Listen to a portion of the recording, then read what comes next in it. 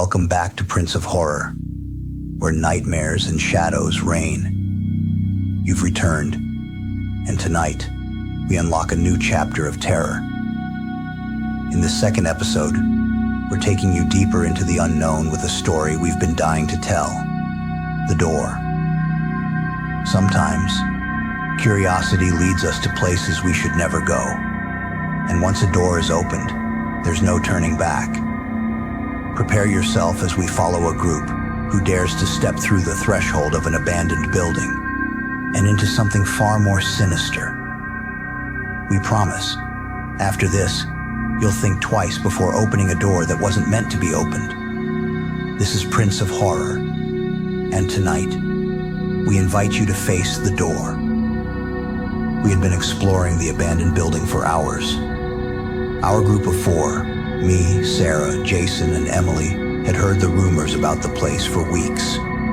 Whispers of strange sounds, dark figures, and sudden disappearances.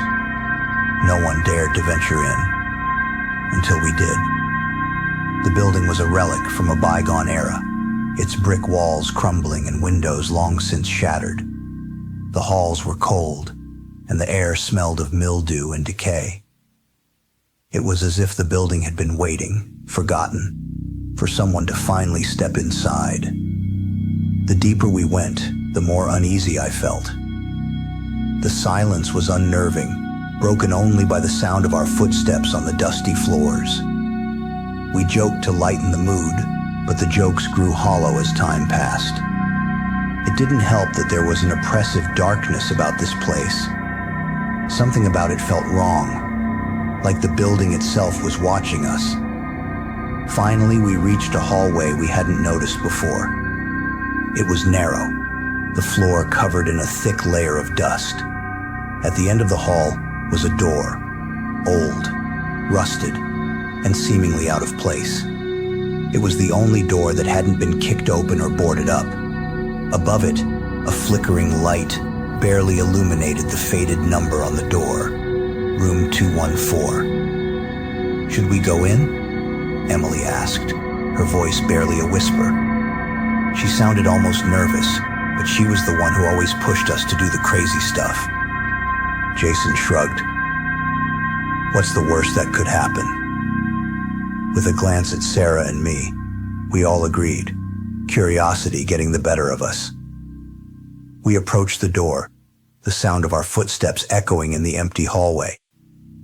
As Jason reached out to turn the knob, I felt a cold shiver run down my spine. The door creaked as it opened, and the room inside was dark, the only light coming from the hallway. We stepped in, our eyes struggling to adjust to the dimness. The room was small, no furniture, just dust and debris scattered on the floor. There was a strange smell in the air, something metallic and old, but no obvious source. The walls were bare except for something carved into the door on the far side of the room. "Hey, look at this," Sarah said, walking over to the door. She brushed her hand across the surface, revealing deep gouges in the wood. The words were jagged, hastily scratched. "Don't open dead inside." We all froze, staring at the door, the words almost glowing in the dim light. My breath caught in my throat. What does that even mean? Jason laughed, but there was an edge of unease in his voice. It's probably just some messed up graffiti from whoever used to hang out here. Let's just go. But none of us moved. None of us could. Emily's eyes darted to the doorknob. "We should open it," she said, her voice trembling. "Maybe there's more." I shook my head. "Number, that's not normal." There was a long pause. The silence in the room thickened, as though the very walls were closing in. And then, faintly, came a sound. A soft scraping. At first, I thought it was just my imagination, the echo of our footsteps. But no, the sound was real. It was coming from the other side of the door, scraping, like something was moving, dragging itself across the floor. "Is anyone else hearing that?" Jason asked. his voice low. The noise grew louder, and then it stopped. I don't know why, but I found myself walking toward the door. My feet moved almost of their own accord. I reached for the doorknob, my hand trembling. I could feel my pulse in my fingertips. I turned it. The door didn't open. Panic surged through me as I tried to twist the knob again. It was locked from the inside. "Let's go," I said, pulling away from the door. "Now." But as I turned to leave, I noticed something that stopped me dead in my tracks. A shadow moved in the corner of the room, dark and shifting, like a figure that didn't belong.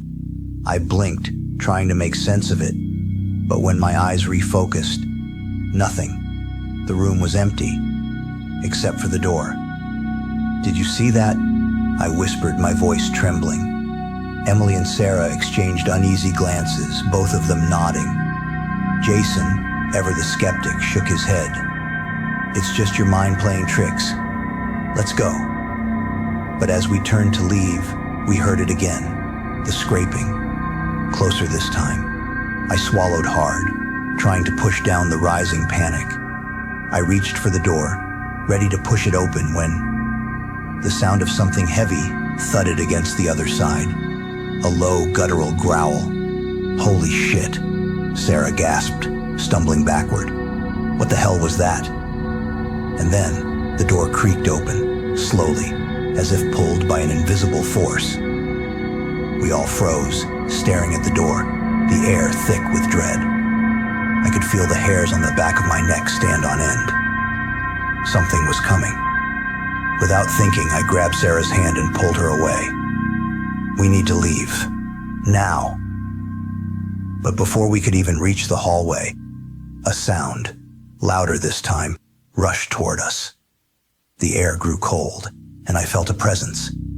Something malevolent, something dark. We ran.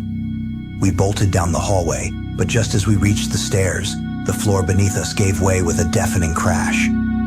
We screamed as we fell, and then darkness.